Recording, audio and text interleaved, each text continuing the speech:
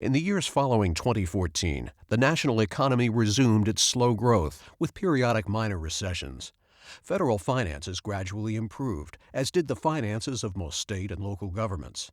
However, structural unemployment continued to grow as globalization, automation, and knowledge technologies displaced U.S. jobs.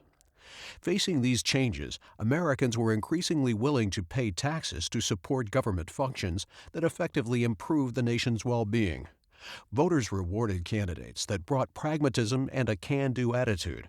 Common sense and a spirit of cooperation became the norm. Americans also expected that government agencies champion fairness, including health equity and the implementation of a health in all policies approach. Congress adjusted its anti-lobbying legislation to allow the CDC to do research, advocacy, and programming on harmful but legal products like sugar and guns.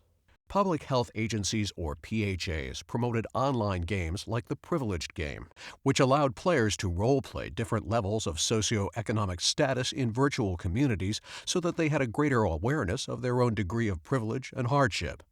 Support grew for mixed-income neighborhoods and for alternative community economic models. PHAs increasingly drew on advanced informatics to transform the nation's health. Most implemented a uniform chart of accounts and achieved accreditation during the 2010s. These changes improved their ability to compare and learn from their peers in other jurisdictions, provide comparative cost analysis, and secure more state and local funding. PHAs also partnered with accountable care organizations, universities, and citizen scientists to explore the dynamics of health and prosperity. PHAs converted data from a wide range of sources into real-time virtual simulations of their community's health. PHAs used this information to explore the implications of trends shaping communities and quantify the costs of events such as a flu pandemic resulting from lost work time and business income or reduced educational attainment. Policies and programs could now be assessed for their effectiveness and return on investment. These modeling and analytics capabilities led to sweeping advances that reduced the country's chronic disease burden. Highly energized cohorts of public health leaders built on the growing consistency and effectiveness of PHAs throughout the 2020s to develop an increasingly interrelated network of PHAs. These agencies developed highly sophisticated messages and interventions to improve community health. They analyzed and disseminated best practices and identified the most cost-effective providers of a program or service, either the PHA itself or another community group. By the early 2020s, most PHAs had demonstrated a positive ROI for their remaining services and programs.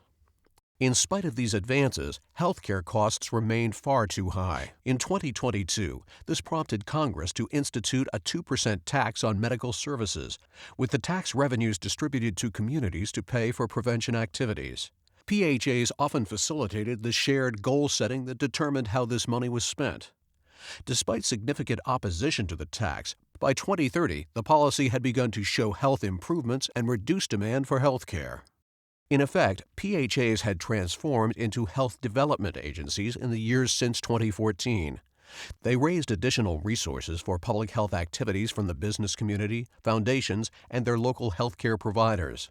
They worked with developers and urban planners to ensure the availability of safe, attractive places where people can be physically active.